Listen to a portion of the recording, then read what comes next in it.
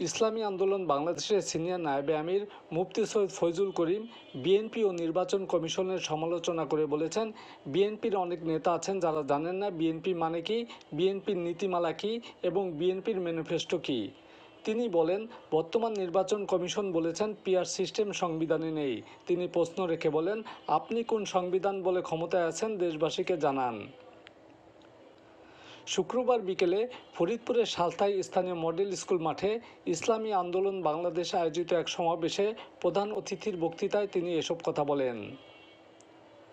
ইসলামী আন্দোলন ফরিদপুর জেলা শাখার সভাপতি মুফতি মোস্তফা কামালের সভাপতিত্বে সমাবেশে বক্তৃতা করেন জাতীয় উলামা মাশায়েখ আইম্মা পরিষদের সালথা শাখার সভাপতি শাইখুল হাদিস মুফতি আবু জাফর, ইসলামী আন্দোলন সালথা শাখার সভাপতি মুফতি ফরিদউদ্দিন মাসুদ, ইসলামী আন্দোলনের ফরিদপুর 2 আসনের প্রার্থী মাওলানা শাহ মোহাম্মদ জালাল উদ্দিন, নগরকান্দা উপজেলা সভাপতি মাওলানা রফিকুল ইসলাম, ফরিদপুর 2 আসনের নির্বাচন পরিচালনা কমিটির আহ্বায়ক হাফেজ মোস্তফা কামাল। সভাটি পরিচালনা করেন মোহাম্মদ শহীদুল ইসলাম ও বেলাল হোসেন আশরাফি। বিএনপির হাজারো মানুষ আসে যে প্রশ্ন করে বিএনপি শব্দের অর্থ কি অনেকেই জানে না। যদি বিএনপির ম্যানিফেস্টো কি, নীতিমালা কি, আদর্শ কি জানে না। বিএনপিতে অন্তর্ভুক্ত হতে গেলে কয় টাকা চাঁদা দিতে হয় প্রথম ফর্ম ফিল আপ করার জন্য, তাও সে জানে না। জিয়াউর রহমান সাহেব কবে ক্ষমতায় বসছে বিশ্বাস করেন, বিএনপির অনেক নেতা আছে জিয়াউর রহমান সাহেব কবে ক্ষমতা বসে তাও জানে না। জিয়াউর রহমান সাহেব ক্ষমতা বসছিলেন 75 সনে। আচ্ছা বলেন তো, তিনি নির্বাচন দিয়েছিলেন কোন সনে? 79-তে।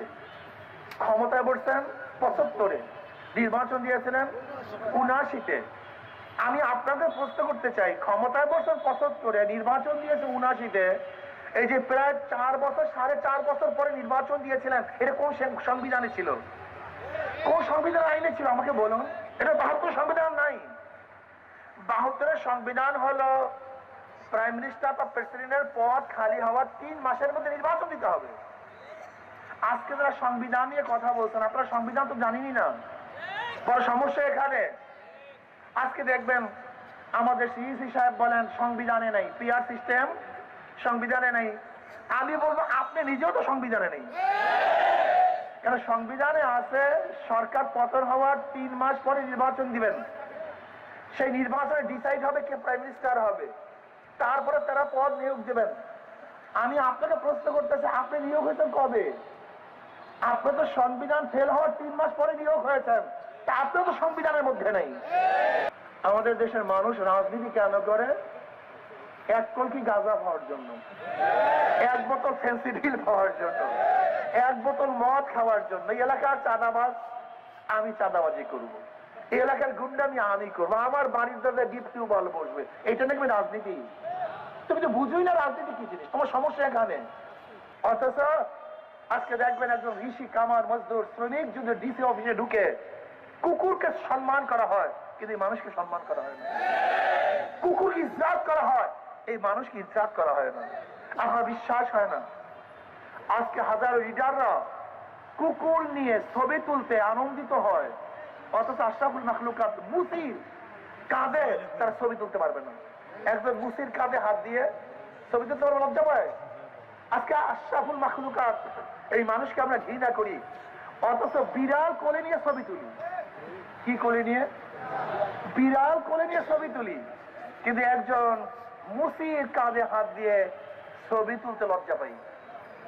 এই আশরাফুল মাখলুকাতকে আমরা শ্রদ্ধা করি না, সম্মান করি না, ইজ্জত করি না। এই মানবিক মর্যাদা দেওয়ার জন্যই 71-এ আন্দোলন হয়েছিল, ন্যায় বিচার প্রতিষ্ঠা করার জন্য। কিন্তু আজকে কি দেখছি, যখন সরকারে থাকে 1000 খুন করেন, আপনার কোনো কেস নাই, আপনি খোলা আকাশের নিচে ঘুরে বেড়ান।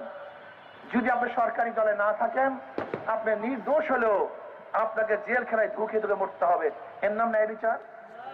আমাকে দেখান তো কোন আইনে আছে কনভিক্টেড আসামি, যে সাজাপ্রাপ্ত আসামি, কোর্টে হাজিরা দেওয়া ব্যতীত খালাস দেওয়ার আইন কোথায় পেয়েছেন আমাকে দেখান। কিন্তু আমাদের দেশের আজকে কোর্টগুলির অবস্থা কি, আদালতগুলির অবস্থাটা কি? যে যখন ক্ষমতা আসে তার দিকে তাকিয়ে তারা রায় দেয়। এটা আদালত হতে পারে না, এর নাম বিচারক না, একে বিচারক বলা যায় না।